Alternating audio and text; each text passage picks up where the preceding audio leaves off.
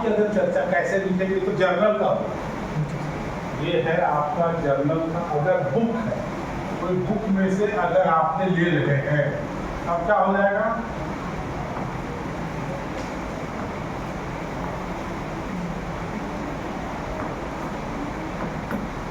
Author का नाम, book chapter, माने कि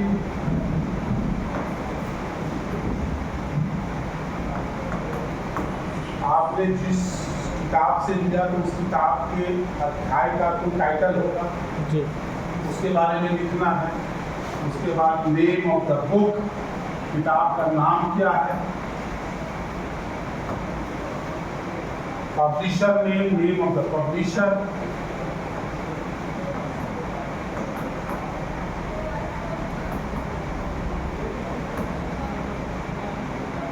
और ईयर ऑफ पब्लिकेशन, किस साल वो प्रकाशित हुआ है, और प्रिंटेड।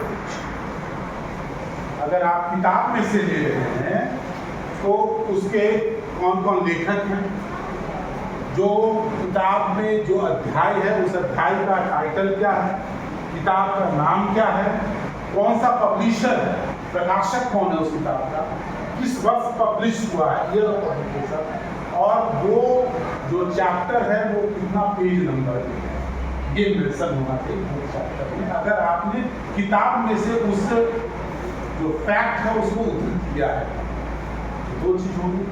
अगर बुक से है, अगर वेबसाइट से लेते हैं, वेबसाइट से भी ले सकते हैं, तो वेबसाइट से तरीका क्या है, तो उसको लिखेंगे HTTPS कॉलम, उसका नाम, वेबसाइट जो ले रहे हैं उस वेबसाइट का यहाँ पर चर्चा कर दीजिए। ये वेबसाइट से तो आप या तो फिर या मैगजीन से ले रहे हैं तो मैगजीन का नाम लिखिए, पेज नंबर, तो वो मैगजीन किस अंक में छपा, कौन साल छपा, किस पन्ने में वो लिखा गया।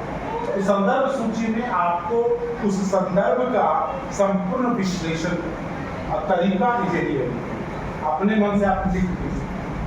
तो इस तरीके से हम लोग लिख सकते हैं अगर हम लोगों ने वेबसाइट से लिया।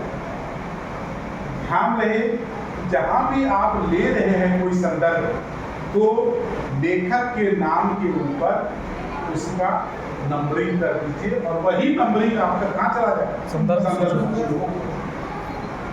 तो दो चीज का हमने चर्चा किया, भूमिका का और साहित्य सर्वेक्षण। ठीक है, अब तीसरे विषय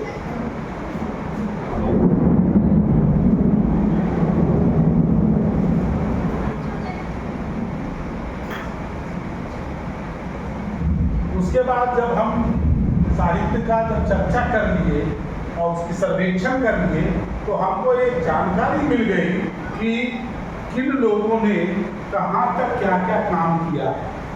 ये तो हमको जानकारी मिल गई, जब हम चर्चा कर रहे हैं तब हम उसका सर्वेक्षण किए तो हमको जानकारी मिल गई कि कहाँ तक लोगों ने इस विषय पे काम किया और किन विषयों में गैप, उस गैप पे ही हमको काम करना है। डेजर्टेशन मतलब कि आपने किसी शोध कार्य को करना है जो किसी ने नहीं किया है, और अगर किया है तो ये छूट गया है, और ये अगर किया है तो वहाँ पर कुछ और विश्लेषण हो सकता है। हम उन चीज़ों को अपने शोध में कार्य करेंगे, लघु शोध में इस चीज़ की जानकारी। तो दो खंड हो गए आपके, एक हो गया भूमिका, दूसरा हो गया साहित्य सर्वेक्षण। तीसरा जो चैप्टर होगा वो टेक्निकल चैप्टर्स, अलग अलग अध्याय। क्योंकि जब सर्वेक्षण किया तो मुझे जानकारी हो गई कि इन विषयों पे हम काम कर सकते हैं, उसको अलग अलग अध्याय बना। जैसे कि अध्याय नंबर 3, हम चैप्टर 3 का जब चर्चा कर रहे हैं, जैसे चैप्टर 3, 4 पर कम से कम 3 अध्याय तो होना चाहिए।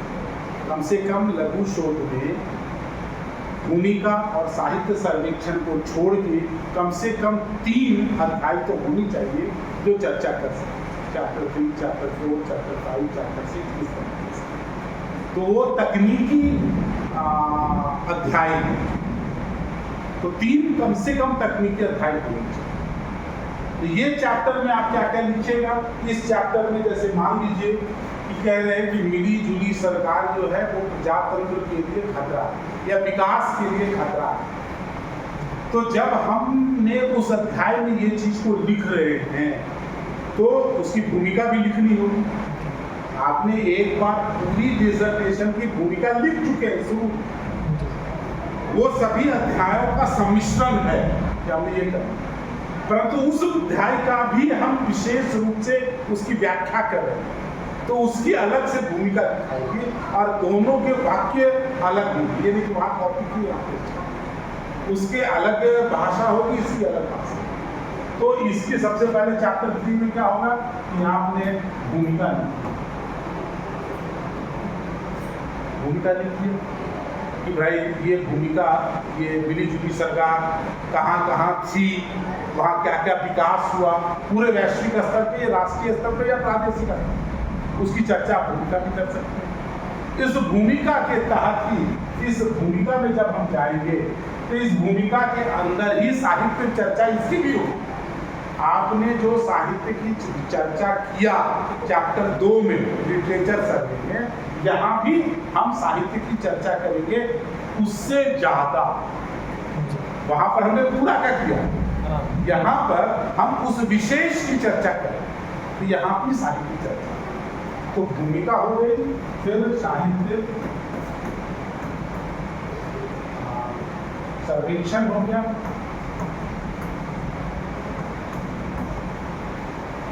हिंदी में कहीं कहीं स्पेलिंग मिस्टेक हो सकता है ना। तो लिटरेचर सर्वे हमने करा इसमें। उसके बाद आप जब सर्वे कर लिए हैं, जब आपने लिटरेचर सर्वे हो गई है, तब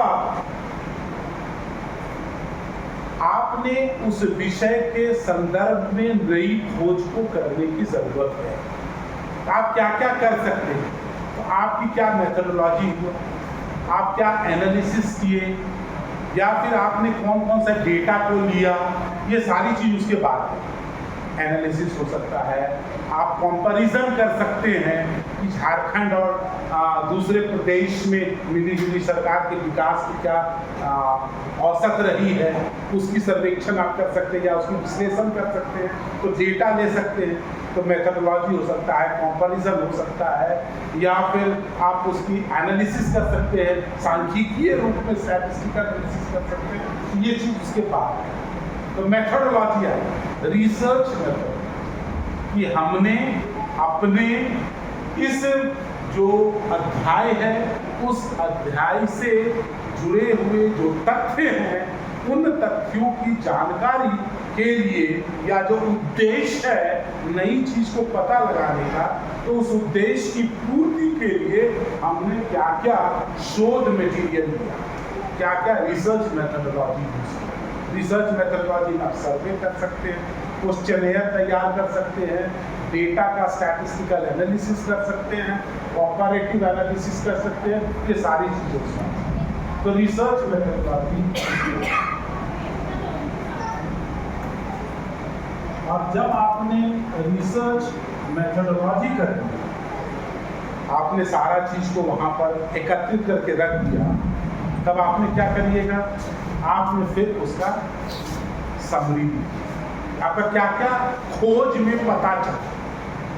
देखिए, एक जो होता है वो पूरे आपके जो डिसर्टेशन है उसका कंक्लूजन होता है, निष्कर्ष, निष्कर्ष, तो वो पूरी थीसिस का निष्कर्ष है। लेकिन हम एक अध्याय को लिख रहे तो उस अध्याय का भी तो निष्कर्ष होगा, तो वहाँ कंक्लूजन नहीं लिखेंगे, वहाँ समरी लिखेंगे, उसका हिंदी देख लीजिएगा, तो ये समरी है। हर अध्याय के अंत में समरी, ठीक है। तो ये चैप्टर का ब्रेकडाउन है, ये हर चैप्टर में हम लोग कैसे कर सकते हैं। तो हम जब यहाँ पर चल रहे थे, जब हम पूरी थीसिस की चर्चा जब हम कर रहे थे, तो पूरी थीसिस की चर्चा करते करते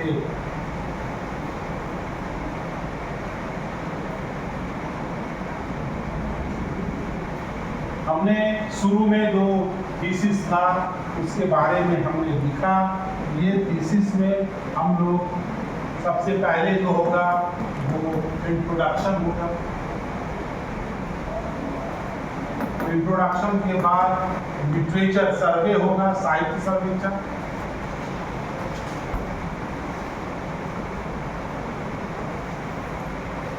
लिटरेचर सर्वे होगा, फिर टेक्निकल चैप्टर्स होंगे, तकनीक अलग अलग चैप्टर्स, अमूमन 3, कम से कम 3 तो देना है। आपने भूमिका लिखी, भूमिका के बाद साहित्य सर्वेक्षण किया, साहित्य सर्वेक्षण के बाद आपके कम से कम 3 तकनीकी अध्याय होंगे, और वो तकनीकी अध्याय का इस तरह का ब्रेकडाउन है। तो चैप्टर 3, 4, 5 आपका हो रहा। तो चैप्टर 3 हो गया, तो 3 हो गया, 4 हो गया, 5 हो गया, कम से कम। छठा में हम क्या करेंगे, जब सारा चीज लिख लिया, अंत में क्या करेंगे, डिस्कशन करेंगे कि हमने ये 3 तकनीकी अध्यायों का हमने जो पता किया है उसके फैक्ट्स किए, तो निष्कर्ष होगा, कंक्लूजन, निष्कर्ष। और निष्कर्ष में लिखे कैसे, तो निष्कर्ष कम से कम 600-500 शब्दों से ज्यादा होना चाहिए और 5000 शब्दों से कम। 500 से 5000 शब्दों के बीच में आप निष्कर्ष को लिखिए। तो निष्कर्ष में क्या है, सबसे पहले आपने पाया क्या उसके बारे में लिखिए। आपने क्या पाया, इन 3 अध्यायों के बारे में आपने क्या निष्कर्ष किया, क्या आपकी लिमिटेशन थी, फाइंड। पहले कंक्लूजन जब हम करेंगे तो आपने क्या क्या पाया, फाइंडिंग्स, इसकी चर्चा करेंगे, क्या क्या फाइंडिंग्स आपने क्या पाया, और उस चीज को पाने के लिए आपके पास क्या सीमाएं थी। हम जब काम कर रहे हैं तो बहुत तरह की सीमाएं होती हैं। सीमाएं क्या है कि हो सकता है कि उसके संबंध में साहित्य उपलब्ध ना हो सकता है कि जिस जर्नल के में वो छपा वो जर्नल मेरे पास उपलब्ध नहीं हो। हमने जानकारी है परंतु मेरे पास उसको पता करने के लिए उसकी संपूर्ण जानकारी मेरे पास नहीं। तो क्या क्या आपके पास लिमिटेशन है, क्या क्या आपके पास जो सीमित संसाधन है उसकी चर्चा यहाँ होनी चाहिए, एक पैराग्राफ। तो फाइंडिंग्स, फिर लिमिटेशंस, और लिमिटेशंस के बाद आपका फ्यूचर वर्क, भविष्य में क्या काम हो सकता। हमने तो अपने संदर्भ में, हमने जब साहित्य सर्वेक्षण किया तो हमने पाया कि इन चीजों पे काम बचा हुआ है। हमने काम शुरू किया उन चीजों पर, परंतु उनकी अपनी सीमाएं थी। हमने उन सीमाओं के संग रखते हुए हमने अपने निष्कर्ष को लिखा, परंतु भविष्य में इन चीजों पे और काम हो सकता है, इसकी भी चर्चा होनी चाहिए। तो निष्कर्ष में आपने क्या पाया, क्या आपकी सीमा थी और क्या भविष्य में काम हो सकता है, ये सभी चीज कंक्लूजन में क्लियर है जी सर। तो थीसिस बेसिकली भूमिका, साहित्य सर्वेक्षण, कम से कम 3 तकनीक पेपर, उसके बाद निष्कर्ष। निष्कर्ष में आपको क्या, आपने नई चीजों को पाया, क्या आपकी सीमाएं थी और क्या चल रहा है, इन सभी चीजों को। और लास्ट में क्या आता है, रेफरेंसेस। फाइनली रेफरेंसेस या संदर्भ सूची, और हमने बता दिया कि रेफरेंसेस में आप क्या करें, संदर्भ सूची को कैसे लिखा जाए। अगर आप शोध पत्रिका से लिए हैं, किताब से लिए हैं, वेबसाइट से लिए हैं, जहाँ भी आपने किसी तथ्य को लिया है तो वो तथ्य या तो किताब में होगा, शोध पत्र में होगा, वेबसाइट में होगा, कहीं भी हो, तो आपने उन तथ्यों की जानकारी रेफरेंसेस में देना है जो आपने लिटरेचर सर्वे या तकनीकी जो आपके अध्याय हैं उस अध्याय के साहित्य सर्वेक्षण में उनकी चर्चा, ना कम ना ज़्यादा। ये नहीं कि ये साहित्य सर्वेक्षण में ज़्यादा है वहाँ कम, दोनों बराबर होने चाहिए। उसके अंक जो ऊपर में लिखे हैं उस अंकों के बारे में, इसलिए कि एक लिखा तुरंत हम एक पलटेंगे, एक में कहाँ से हुआ वहाँ पर पता चलता है। इस तरह से हम प्रेजेंटेशन को देख सकते हैं। कोई क्वेश्चन है तो पूछ सकते हैं, एनी क्वेश्चन अगर है तो यू आर मोस्ट। हम लोग एप्लीकेशन लिख के दे दिए आप, मतलब उसमें जैसे 5 टॉपिक पर मतलब चूज करने के लिए सर लोग रहना डिपार्टमेंट से, उसमें 5 टॉपिक दे दिए, तो वो कब कितने तक? बच्चे? 5 टॉपिक? हाँ, सभी को। सभी 5 ही टॉपिक? सर बोले कि मतलब अलग-अलग। 5 सर सर ने नहीं दिया टॉपिक? नहीं, हम लोग खुद से मतलब नहीं, आप खुद से कैसे कर सकते? बताए थे सर। नो। सर कल बता रहे थे। तुम लोग लिख के दो, उसके बाद पूछ के वो कौन होते हैं? तुम लोग कौन होते हो? हाँ, जी सर। टीचर का काम। फिर वो क्या करेंगे? वो क्या करेंगे? वो पूरा तुम लोग देंगे। This is not the way, not at all the way. Teachers देंगे। अब कोई भी 2 लड़का से ज़्यादा एक टॉपिक पर काम नहीं कर सकता। जी सर। फिर फायदा क्या? पीजी डिसर्टेशन मजाक थोड़ी है। जी सर। ये आप जब असिस्टेंट प्रोफेसर का इंटरव्यू देने जाएंगे तो वहाँ पर ये डिसर्टेशन लेके जाना होगा कि हमने इस हर कहाँ पर है, कहाँ पर है? आप इधर आइए, तीसरी लाइन।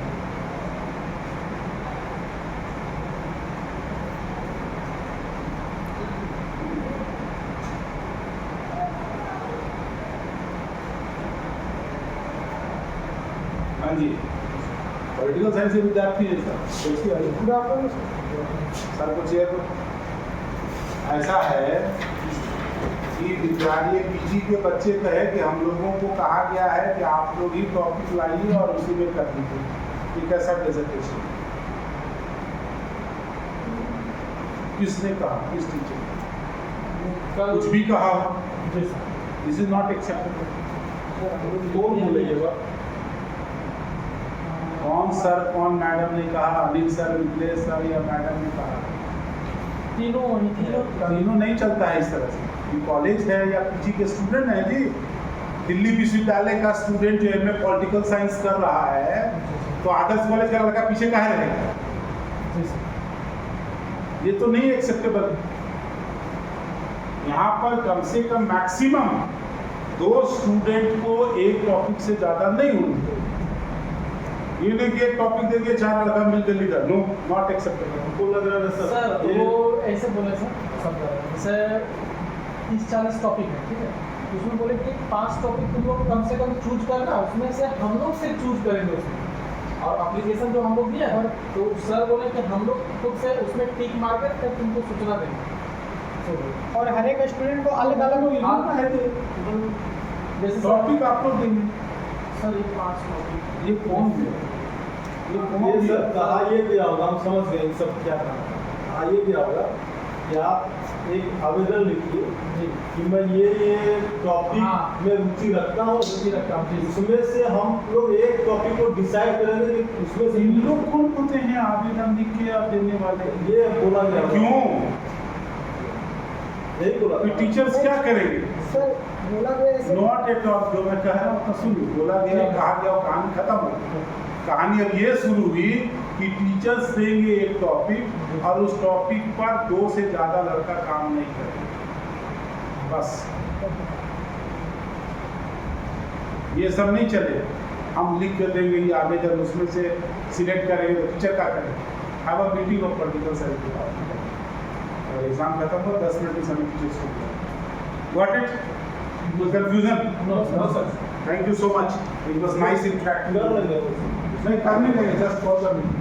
सब एग्जाम पास हो गया। हाँ, तो इतने तक पास में तो चक्कर में आएंगे। बच्चों को जो टॉपिक है वो टॉपिक टीचर्स देंगे। ये लोग कौन?